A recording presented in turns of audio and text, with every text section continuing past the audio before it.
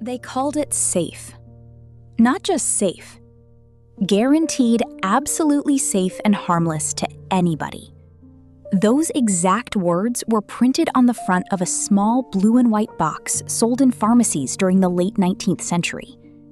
Inside were 120 tiny wafers. The promise? Drink these and your freckles will disappear.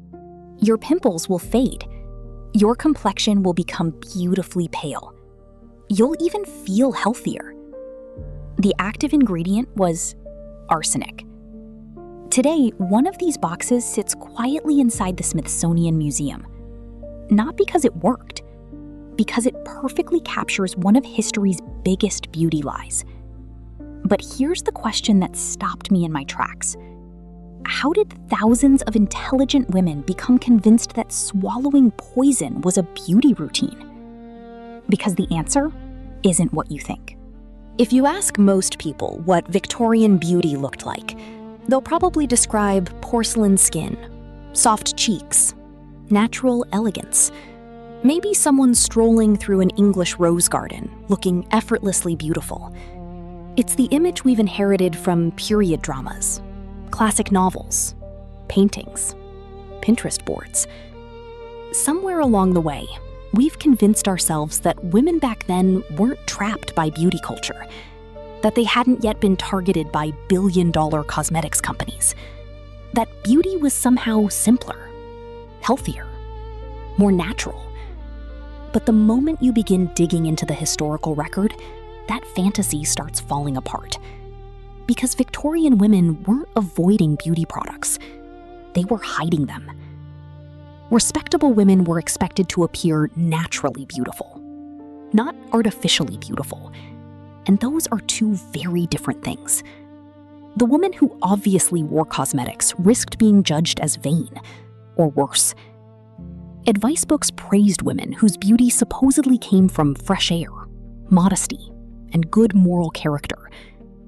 A flawless complexion wasn't just attractive, it was considered evidence of virtue, which created an impossible situation. Women were expected to look perfect, without appearing to make any effort to become perfect. And whenever society creates an impossible standard, someone eventually figures out how to sell the solution. That solution arrived disguised as science. Not makeup, not vanity, medicine. Walk into a Victorian pharmacy and you wouldn't find shelves labeled beauty. You'd find complexion remedies, skin restoratives, health tonics, complexion wafers, scientific lotions. Products that insisted they weren't cosmetics at all. One of the most extraordinary examples was Dr. James P. Campbell's safe arsenic complexion wafers. The advertising didn't hide the ingredient, it celebrated it. The company promised that these wafers would remove freckles, pimples, blackheads, rough skin, and redness. They claimed your complexion would become, in their words, deliciously clear. As if that weren't ambitious enough, the same tablets also promised to help with headaches, malaria, rheumatism, constipation, and low spirits. Apparently, arsenic had become history's busiest miracle cure. The remarkable part isn't that this product existed. The remarkable part is that people trusted it. And honestly, can you blame them? The box looked medical.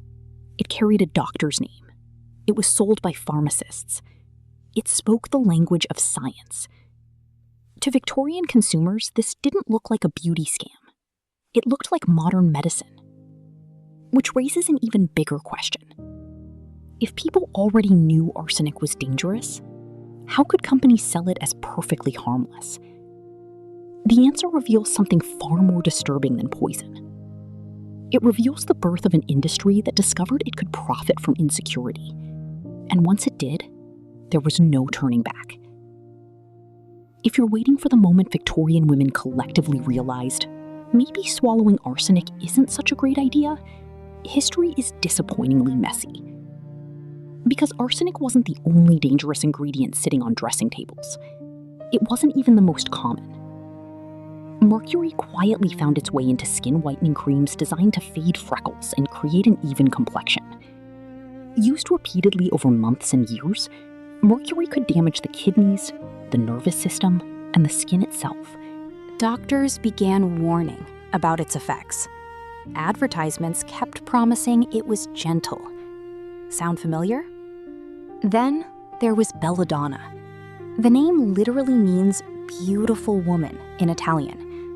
Women placed drops made from the plant into their eyes because enlarged pupils were considered irresistibly attractive.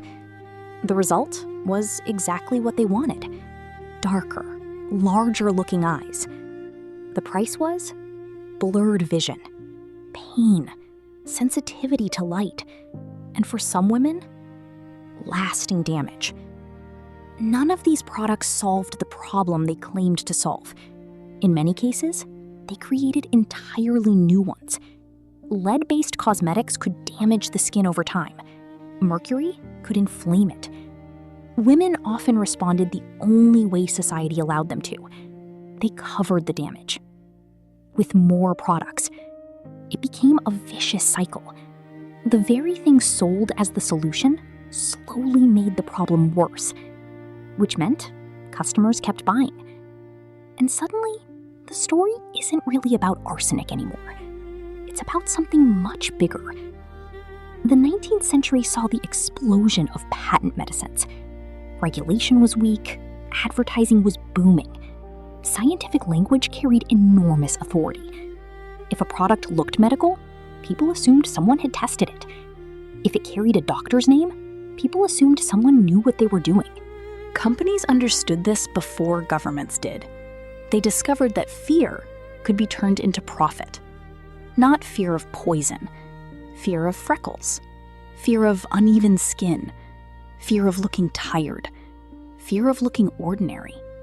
Because once someone believes their completely normal face is a problem, selling the solution becomes remarkably easy. And that's exactly what happened. The products were never the real innovation. The marketing was. Manufacturers weren't simply selling creams. They were selling hope, status, marriage prospects, respectability, belonging. One small purchase, and perhaps nobody would notice your freckles. One small purchase, and perhaps people would think you came from a wealthy family. One small purchase, and perhaps your face could open doors that otherwise stayed closed. When you look at it like that, these weren't really cosmetics. They were social insurance. And that's why intelligent women bought them. Not because they were naive, because they lived inside a system where appearance could determine opportunity.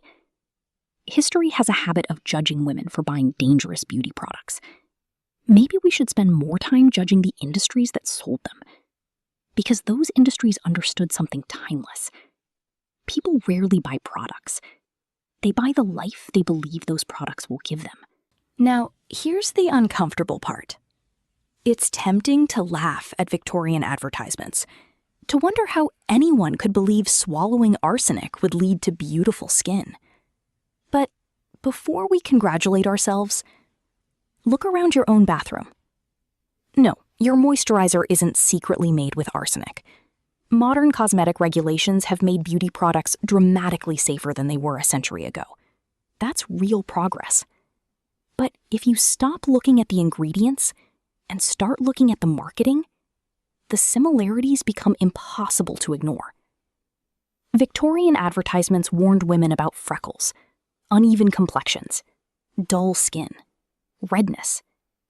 Modern advertisement warns women about pores, texture, dark spots, fine lines, loss of radiance, skin that looks tired. The vocabulary has changed. The strategy hasn't. First, identify something completely normal. Then, convince women it's a flaw. Finally, sell confidence in a bottle. Even our idea of natural beauty hasn't escaped the pattern. Scroll through social media and you'll see endless videos celebrating effortless beauty. The clean girl, the no makeup look. Skin that appears naturally flawless, but behind that effortless appearance often sits a carefully curated routine. Multiple skincare products, multiple makeup products, perfect lighting, perfect angles, perfect editing. It takes an extraordinary amount of effort to look like you made no effort at all.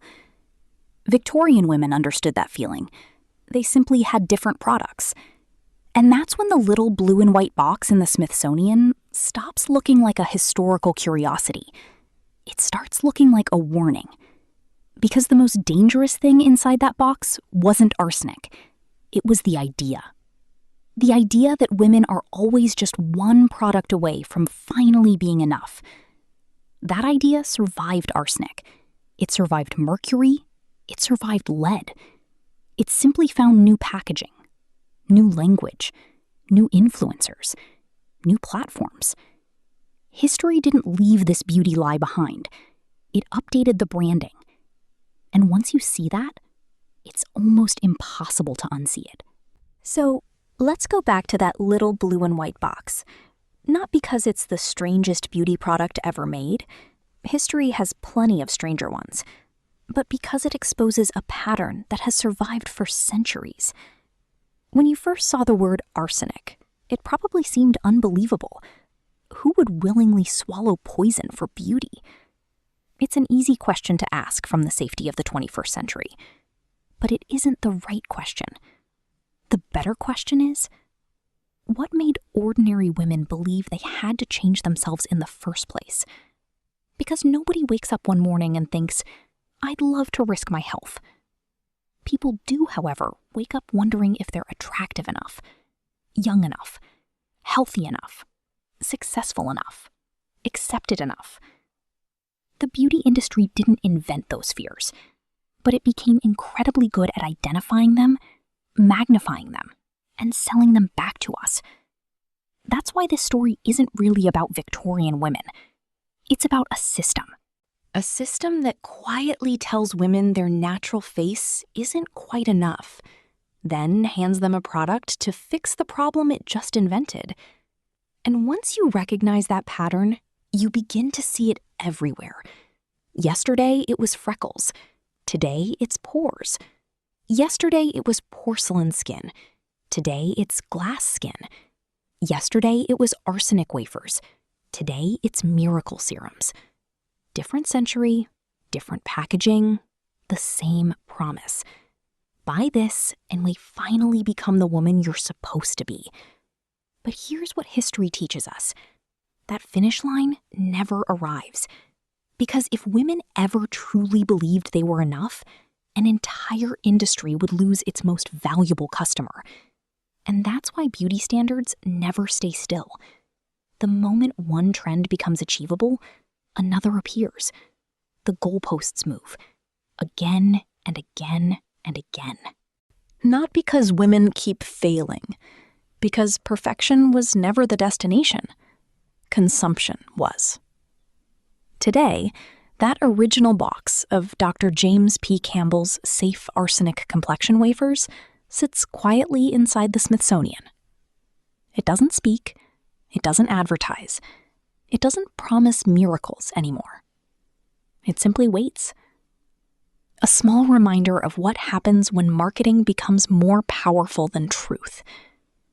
And perhaps that's why I find it so fascinating. Not because people once believed arsenic could make them beautiful, but because history keeps proving that the ingredients change much faster than the sales pitch. The next time an advertisement tells you that your skin isn't bright enough, your face isn't smooth enough, or your age is somehow a problem waiting to be solved, pause for just a moment.